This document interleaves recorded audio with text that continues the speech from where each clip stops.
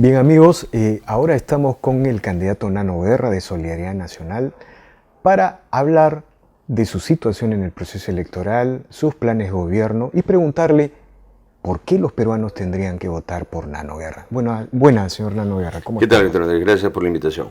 Bueno, si yo le preguntara en este momento de la campaña electoral, donde hay tendencias claramente definidas, ¿por qué los peruanos tendrían que votar por Nano Guerra? ¿Qué me diría en una frase, en un telegrama? Poniéndolo en temas de marketing, yo creo que somos los únicos que estamos apostando por un modelo de desarrollo diferente. Sin irnos al estatismo, estamos apostando por profundizar un modelo de mercado. Estamos hablando de lo que llamamos nosotros el capitalismo popular.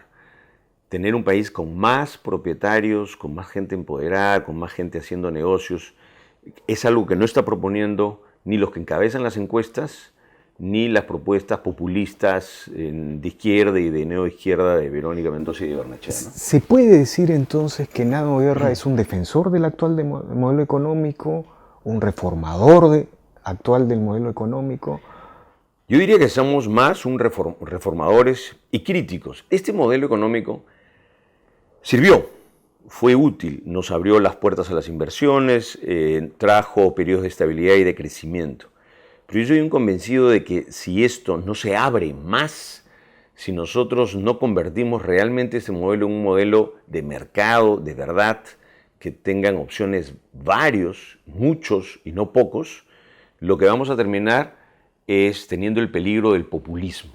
Por eso es que todavía hay campo en el populismo y eso es algo que le puede hacer mucho daño a nuestro crecimiento. Yo siempre le pregunto, hemos entrevistado a Keiko Fujimori, Alan García, y le hemos planteado una pregunta en este sentido, ¿no?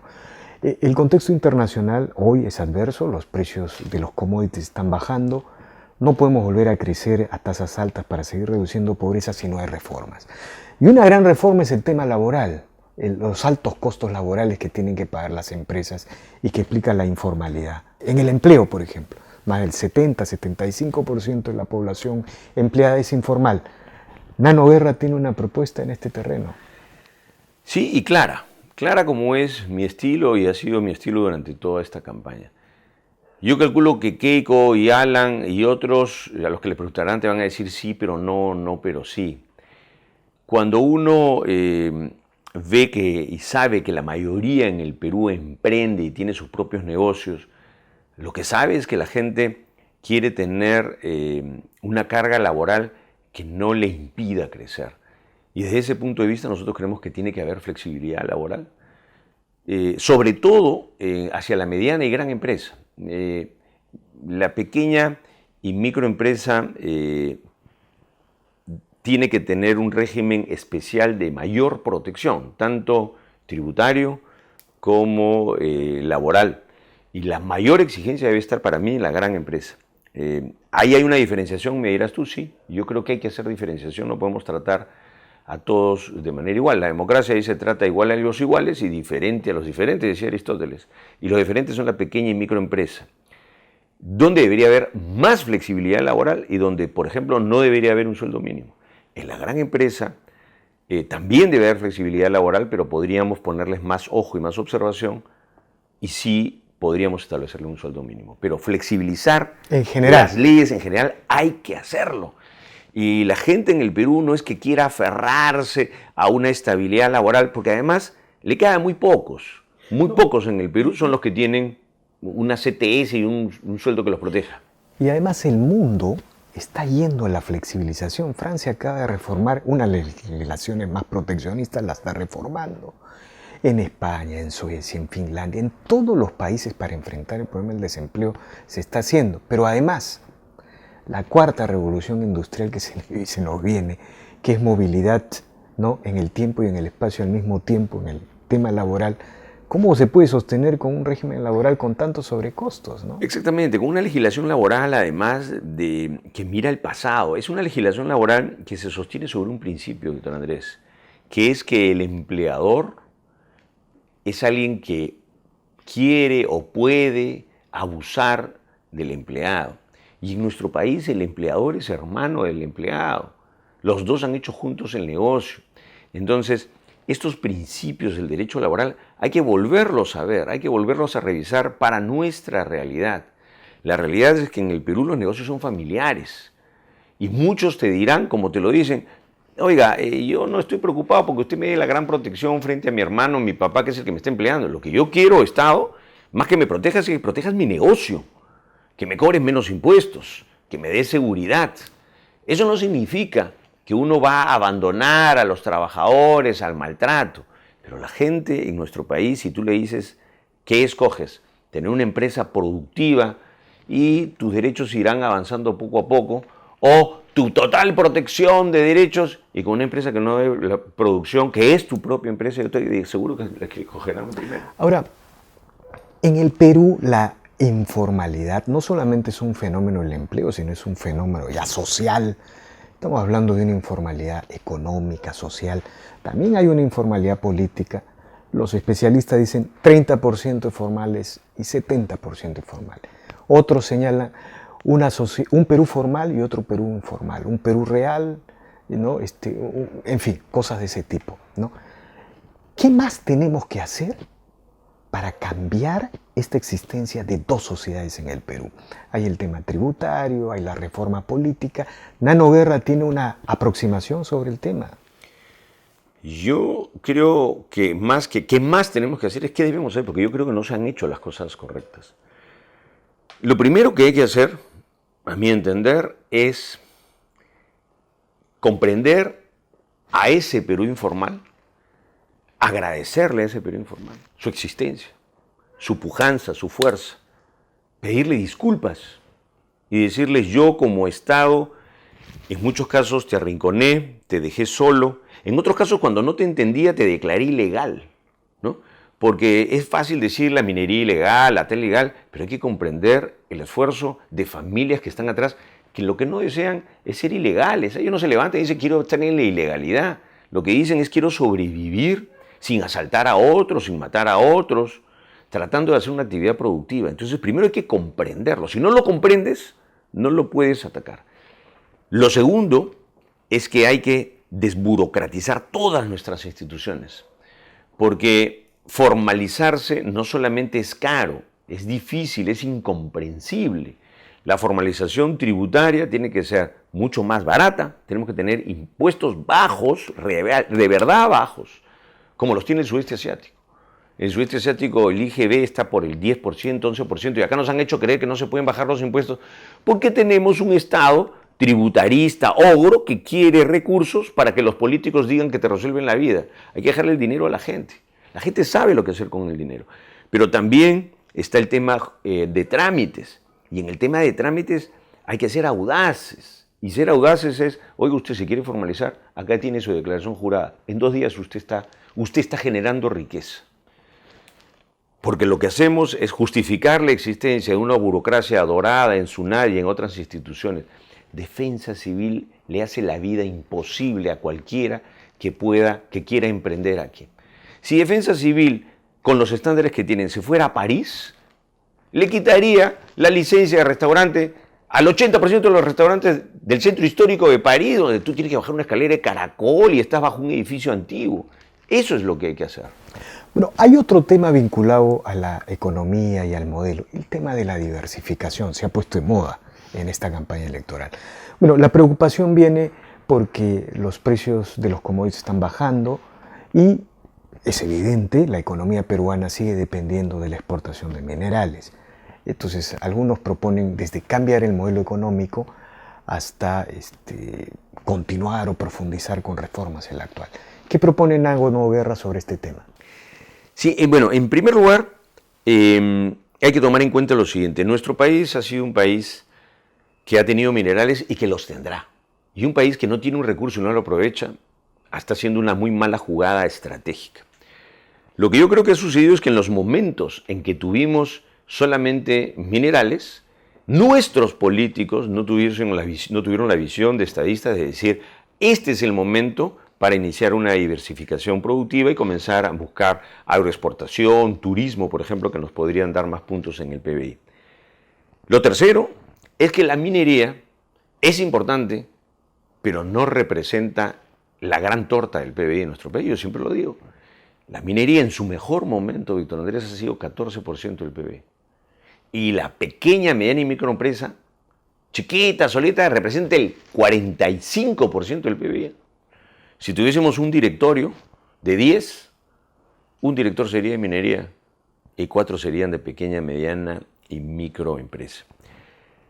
Pero esto da como pretexto a mucha gente para decir, como no nos diversificamos, ahora hay que diversificarse y hay que olvidarnos de la minería. Al contrario, uno tiene que utilizar sus ventajas competitivas y el Perú tiene una ventaja competitiva en minería. Algunos llegan incluso a sostener que para diversificarnos necesitamos interrumpir los tratados de libre comercio, ¿no?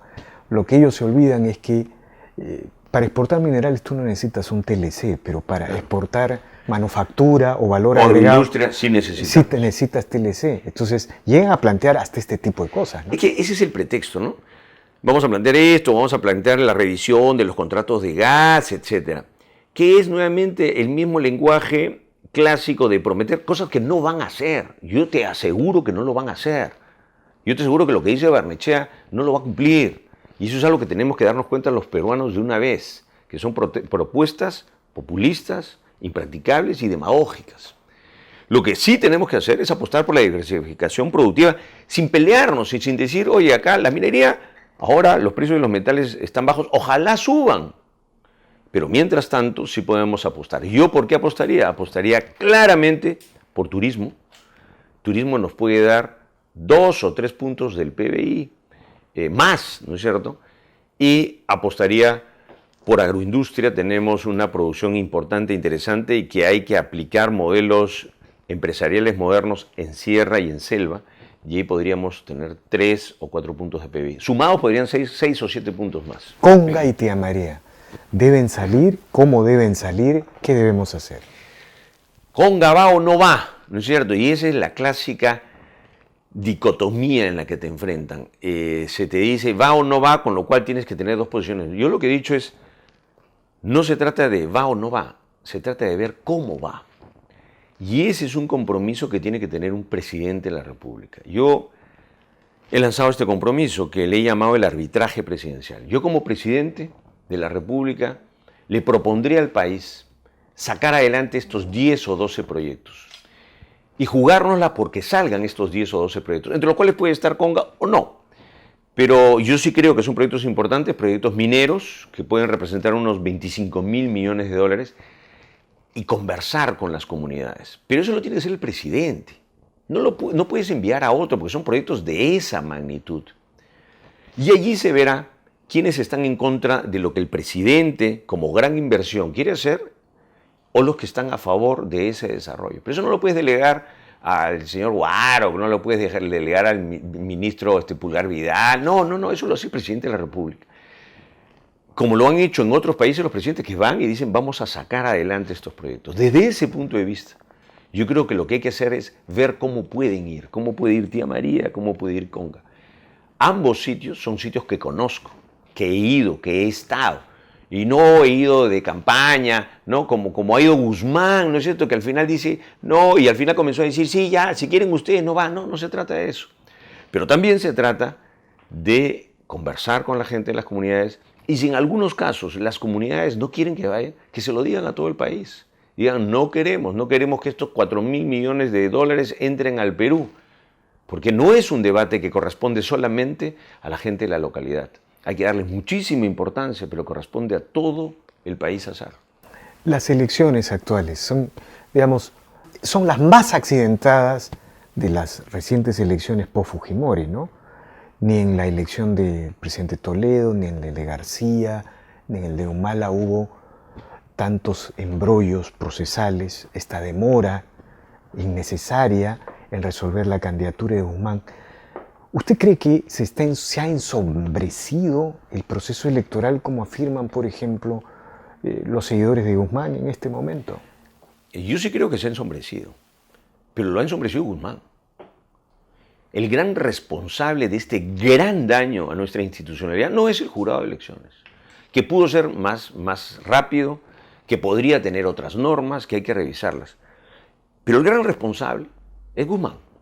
Guzmán sabía desde septiembre y octubre que su elección era trucha, no era mal hecha. Sabías que había saltado las normas. Sabía que no cumplía con los requisitos. Y cuando uno no cumple con los requisitos, no puede jugar a esconder debajo de la alfombra las cosas. Entonces sí están ensombrecidas y hay un responsable. Y el responsable es quien pretende ahora señalarnos a todos los demás como responsables. No, no es así. Cuando uno quiere gobernar un país, tiene que cumplir las reglas, tiene que hacer todos los procedimientos. Así sea el procedimiento administrativo más chiquito, ¿no es cierto? Y no lo cumplió. Junto con esto, sí hubo un retraso del jurado de elecciones, pero ¿en qué? El jurado de elecciones debió en diciembre decir, el señor Guzmán no es candidato. Y ninguna encuestadora debió encuestar por el señor Guzmán porque no era candidato. Entonces, la segunda responsabilidad la tienen las encuestadoras, que yo estoy seguro, segurísimo, que han sido manejadas. Algún día se encontrarán las formas de encontrarlo. Yo no tengo pruebas ahora, pero la mentira tiene patas cortas. Pero es y saldrá en algún momento. Es una afirmación gruesa la que hace usted. Sí, pero encontraremos. Y yo soy obsesivo en esas cosas. Y la gente que me conoce sabe que yo estaré detrás. Lo que sí tengo información y quiero corroborarla es de las conversaciones de los directores de varios de estas encuestadoras o de alguna de estas encuestadoras con Guzmán antes, que han asesorado al perfil de Guzmán. Y yo invitaría a los medios a que les hagan las preguntas directas. ¿Asesorado es una relación amical? No, es una relación profesional en la que tú dices tu perfil es esto. Porque si tú has opinado sobre un posible candidato, has trabajado, has afinado su perfil, no puedes estar preguntando después. O hacen encuestas o son asesores. Lo cierto es que, digamos, este proceso electoral ha demostrado que se necesita regular en algo las encuestas, como lo hacen las grandes democracias, ¿no? En Estados Unidos es así. En Estados Unidos una encuestadora no puede contratar con un partido, un directivo de una encuestadora no puede opinar sobre su encuesta, porque se convierte en un actor político y en general... Y solamente hacen encuestas. Claro, entonces, de alguna manera, sin necesidad de hacer... Yo no hago acusaciones, pero de alguna manera hay la necesidad de empezar a discutir este tema, como alguna vez lo discutió la democracia estadounidense, la democracia del Reino Unido y las democracias de las grandes, de las sociedades abiertas longevas, ¿no? Yo creo que las cosas suceden por algo. Y lo que va a pasar después de estas elecciones es que hay que darle celeridad al jurado de elecciones. Tiene que hablar claramente, no decirle a uno por abajito, oye, ¿sabes qué anda arreglando acá? Y dos, hay una supervisión que tiene que hacer el Estado de todas maneras. ¿No es que la sobreregulación de la economía también ha llegado al Jurado Nacional de Elecciones y la política? ¿No hay algo de eso también?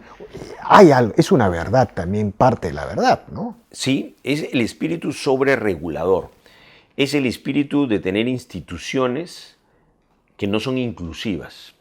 Y tenemos pendiente esa tarea, tenemos pendiente la tarea de abrir nuestras instituciones a los ciudadanos. Lo que hemos hecho un poco, es abrir la economía. Entonces comenzamos a tener una economía más inclusiva, más abierta a diferentes jugadores, pero nuestras instituciones siguen cerrando y ahí hay una tarea directa que tiene que hacer un gobierno. Lo tenemos que hacer por partes. Si a mí me tocara gobernar, yo quisiera abrir nuestro Ejecutivo. Después abriremos el Poder Judicial, el Congreso y el Jurado Nacional de Elecciones. Señor Nano Guerra, las encuestas el día de hoy le son desfavorables. Sin embargo, usted está demostrando una voluntad muy fuerte de seguir desarrollando campaña, de seguir cumpliendo objetivos. Digamos, si uno contemplara a Nano Guerra, uno diría, Nano Guerra no está peleando estas elecciones, sino que está sembrando para el mañana. ¿Qué de cierto hay en esto? Es totalmente cierto. Pero no estoy empezando a sembrar ahora. Este es un proyecto que iniciamos con un grupo de gente hace más de 8 años. Yo tengo mi propio movimiento, que nos comportamos como un partido, que intentamos sacar firmas 2 veces y que luego buscamos los aliados para hacer una elección formal de mi candidatura. Eso es parte de mi señalamiento a Guzmán, ¿no? Yo no me alquilé un partido, me invité a unas elecciones y punto. Yo vengo hace más de 8 años sacando adelante un movimiento que es ANDE, Alianza Nacional para el Desarrollo Emprendedor, que tiene una ideología emprendedora y que tiene una visión de futuro, que de no conseguirse ahora, seguiremos avanzando.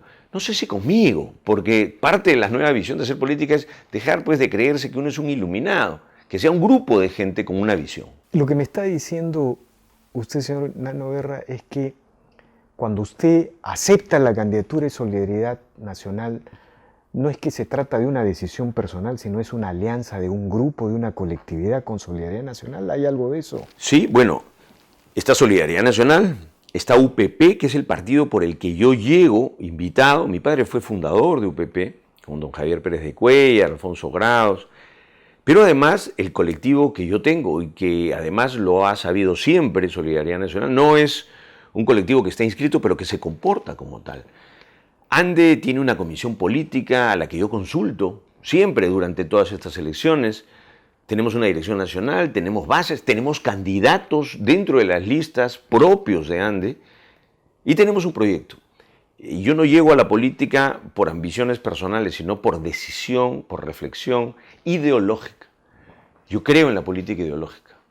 Creí en unas ideologías cuando era joven y estuvimos en algunos temas juntos, evolucionamos y tengo un pensamiento, yo tengo una filosofía que proponerle al país, porque no creo en una política sin un respaldo ideológico. Ahora, el perfil que usted está presentando es este discurso a favor del movimiento emprendedor, a favor de este capitalismo popular. ¿Se puede decir que Nano Guerra y el movimiento que ustedes representan es un movimiento liberal en el sentido clásico? ¿O cómo podríamos definir la ubicación ideológica? Yo creo que en muchas cosas tenemos mucho de libertarios, en muchas cosas tenemos mucho de un espíritu progresista y en muchos temas tenemos elementos, digamos, vinculados a la economía schumpeteriana, ¿no? A lo que se llama la destrucción creativa en la economía. Yo no tengo ningún problema en definirme en muchos temas de mi filosofía como un liberal, y lo he dicho. Para alguna gente se desconcierta porque también nos ven planteamientos progresistas, sociales. Yo siempre he dicho que el liberalismo y el socialismo tuvieron siempre un origen en común, que es el individuo, es la persona a la que tenemos que cuidar y a lo que tenemos que dedicarnos. Creo que el socialismo lo perdió en el camino y comenzó a creer, a enamorarse del colectivismo y del estatismo, que es lo que menos apoya a los individuos, ¿no? Ahora, mirando hacia el futuro, ¿no? El escenario electoral, digamos, poniendo en contexto la posibilidad del surgimiento de un movimiento liberal, siempre el liberalismo ha querido hacer política desde su propia orilla, siempre ha querido organizar formaciones políticas desde su propia orilla, pero no lo ha logrado. Entonces, entre los liberales hay varios puntos de vista y varias aproximaciones. Una de ellas dice, sigamos insistiendo en formar un movimiento. Otra señala, hagamos que en los partidos realmente existentes florezcan posiciones liberales. Bueno, mirando hacia el futuro, ¿no? Va a haber una segunda vuelta inevitable entre Keiko Fujimori y otro actor. También existe la posibilidad de que Keiko Fujimori pueda ganar en primera vuelta si continúa este despelote. ¿Cómo puede florecer un movimiento liberal en este contexto tan nebuloso que se presenta, se avisora para el futuro? Bueno, mi preocupación sería que florezca un movimiento emprendedor, dentro de lo cual englobo mucho de los temas liberales. ¿Cómo puede florecer? Pues yo creo que bien, porque yo no creo que Keiko ni cualquier otro de los modelos que vendrían van a tener propuestas que verdaderamente se enfoquen en la creación de la riqueza, en el individuo, en esta nueva clase media, este emprendedorismo.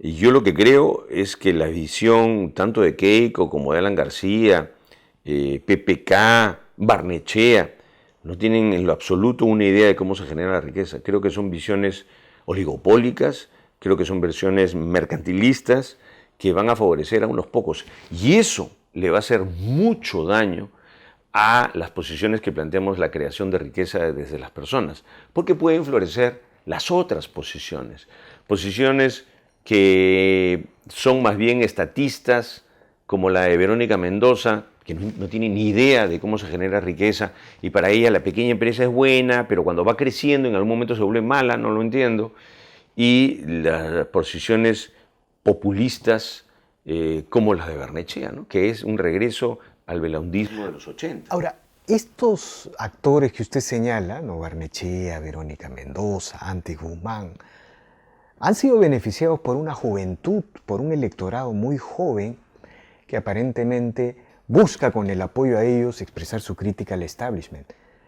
¿Esta situación no es adversa para un proyecto político organizativo como el que quiere desarrollar Nano Guerra? Yo creo que quizás nos faltó acercarnos a ese sector, quizás nos faltó meternos más en las redes sociales, pero, a ver, yo creo que es una parte de la juventud. Hay una juventud del DE que está trabajando todos los días, que quiere emprender, que no necesariamente tiene acceso a las redes sociales. Si fuese ese gran respaldo de la juventud, Guzmán no hubiese tenido pues las 1.500 personas que tuvo en la Plaza San Martín. Esa es su capacidad de movilizar. La marcha por la ley Pulpín tuvo 5 o 6 veces más que eso. Entonces, yo no creo que él necesariamente esté representando. Hay otra parte de la juventud que puede estar con Verónica, hay algunos que están con Barnechea, que lo han descubierto y dicen, Barnechévere. Y hay otra, creo que más popular y más al interior de nuestro país, que respalda más iniciativas como las nuestras. Bueno, entonces, al margen de los resultados, tenemos Nano Guerra para rato en la política peruana. Así es. Yo he hecho política desde antes. Cuando hemos hecho nuestro movimiento, me he dedicado a hacer política. La política es el combate de las ideas. La política tiene una visión de la ética, una visión inclusive de la metafísica. Es una de las ramas de la filosofía y hay que abordarla así. Y eso es lo que he hecho todos estos años, ir por todo el Perú llevando ese nuevo paradigma, esa nueva ideología, y vamos a continuar haciéndolo, sea cual sea el resultado de las elecciones. Si es a favor, igual hay que seguir sembrando esa ideología, y si es en contra, con más razón. Bueno, muchas gracias, señor Nano Guerra, por esta entrevista al Montonero. Gracias.